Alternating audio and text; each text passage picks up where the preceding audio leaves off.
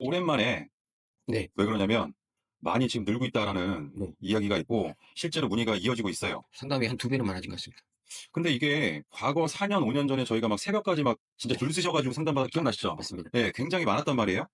근데 요즘에는 그냥 일반적으로 그냥 부동산에서 쓰거나 네. 본인들이 이렇게 쓰시는 경우가 많았는데 네네. 왜 이렇게 민감하게 생각을 하게 되었을까요? 일단 자금 조달 계획서를 잘못 작성하시면 과태료도 내야 되고 음, 세무조사까지 갈 수 있거든요. 네네네. 그래서 이게 생각보다 훨씬 중요합니다.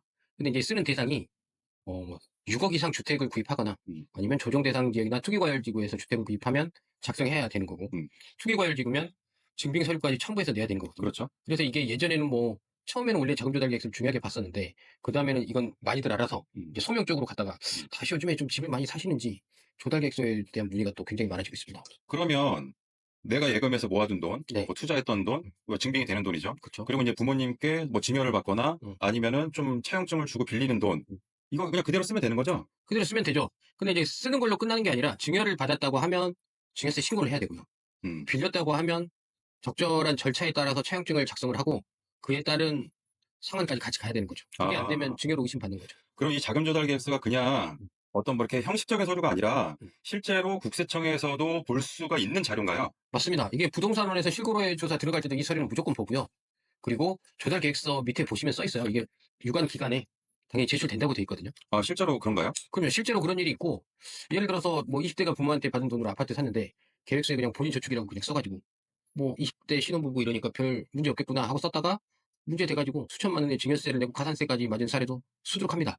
그러면 이제 첫째로 소득하고 예금은 증빙 가능한 금액만 쓰는 게 맞고요. 음, 또 둘째는 가족한테 받은 돈이면 증여세를 당연히 신고해야 되고, 음, 빌린 돈이다 그러면 차용증과 금융증빙까지 준비하셔야 되고, 셋째로 은행 같은 데서 또 대출 받잖아요. 그렇죠. 그러면 은행 금액 조건까지 정확히 써야 되고, 마지막으로 현금 보유는 웬만하면 안 쓰시는 게 좋습니다.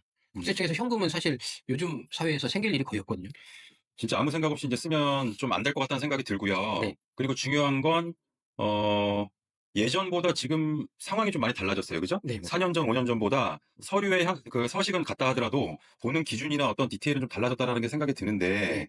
어떻게 생각하시나요? 맞습니다. 집을 사는 것도 중요하지만 자금 조달 계획서부터 조심하는 게라고 생각하시면 됩니다.